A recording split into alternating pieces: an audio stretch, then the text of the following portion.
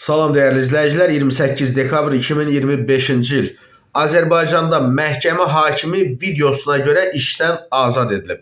Xəbəri axıra qədər izləmək üçün bax burada üstəgəl işarəsi görünürsə bir dəfə üzərinə vurub kanalımıza abunə ola bilərsiniz. Dəyərli izləyicilər, Astara rayon məhkəməsinin hakimi İlqar Məmmədovun hakimlik fəaliyyətinə xitam verilib və Günün Səsi İnfonun yaydığı məlumata görə bu qərara səbəb hakim İlqar Məmmədovun hakimlərin etik davranış kodeksinə əməl etməməsi və hakim adına ləkə gətirməsi olub.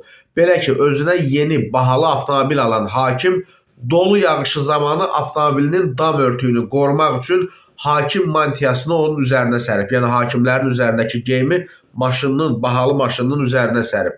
Araşdırmaya görə bu hadisəni ifşa edən isə rayon məhkəməsinin sədri Bəxtiyar Məmmədov olub.